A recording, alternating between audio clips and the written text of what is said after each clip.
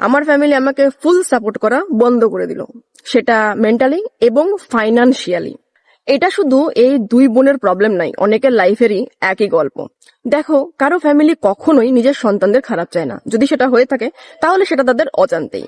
তারা যদি দেখে যে না, আমার ছেলে মেয়ে লাইফে অনেক সিরিয়াস আছে, লাইফে কিছু করতে চায়, তারা তাদের 100% দিয়ে সাপোর্ট করে। এবার কিছু রেয়ার ফ্যামিলি আছে, যেমন আমার ফ্যামিলি, তাদের কোনো আসে যায় না তুমি লাইফে কতটা সিরিয়াস, তুমি লাইফে কিছু করতে চাও। তাদের উদ্দেশ্য, তাদের কথা হচ্ছে তুমি মেয়ে হয়ে জন্মেছো, তারা তোমাকে জন্ম দিয়েছে, তোমার বিয়ে দিতে হবে, তবেই তাদের লাইফটা সার্থক হবে, নইলে তারা নরকে যাবে তাদের হিসেব মতো। ক্লাস 10 থেকেই আমার বাড়ি থেকে আমার বিয়ে দিচ্ছে।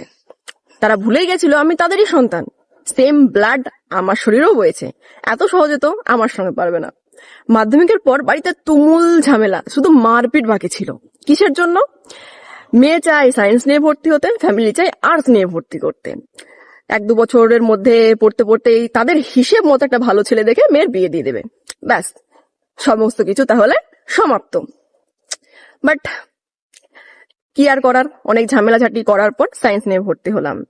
ওটা থেকেই স্ট্রাগল শুরু। জাস্ট ওটা একটা ট্রেলার ছিল। এইচএস এর পর থেকে মেন টার্নিং পয়েন্ট শুরু হলো। আমার ফ্যামিলি আমাকে ফুল সাপোর্ট করা বন্ধ করে দিল, সেটা মেন্টালি এবং ফাইনান্সিয়ালি। তবে একটা কথা আছে, যার করার থাকে সে ঠিক করে নাই, তো আমি সেই ক্যাটাগরি থেকে বিলং করি। আসলে স্ট্রাগলের গল্প শুনতে করতে গেলে পুরো দিনটাও কম পড়ে যাবে, জাস্ট কিছু পার্ট বলি।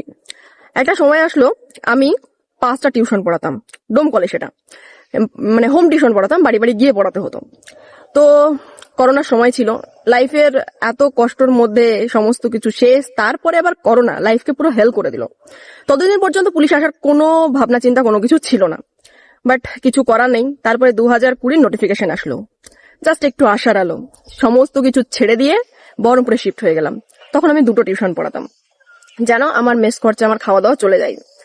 আর টিউশন গুলো যে এমনি এমনি পেয়ে গেছি এমন নয়, যারা পড়াও তারা জানবে ওখানে কতটা প্রবলেম হয়।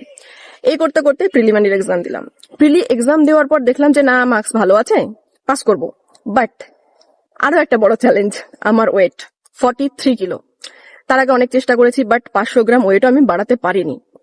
তারপরে আবার সমস্ত কিছু ছেড়ে বাড়িতে শিফট হলাম। তারপরের লাইফ সম্বন্ধে তোমরা সবাই জানো। আসলে কি বলতো, কষ্টের দিনগুলো আমি মনে করতে চাই না, সেটা আরো বেশি কষ্ট দেয়। একটা কথা, পৃথিবীতে কেউ তোমাকে সাপোর্ট করবে না, সেটা তোমার নিজের কাছের কেউ বলো, ইভেন নিজের ফ্যামিলি। একটা কথা অলওয়েজ মাথায় রাখবে, তোমার জন্য তুমি যথেষ্ট, আর কারো প্রয়োজন নেই। এই মেন্টালিটি রাখো, লাইফে অনেক উপরে যাবে।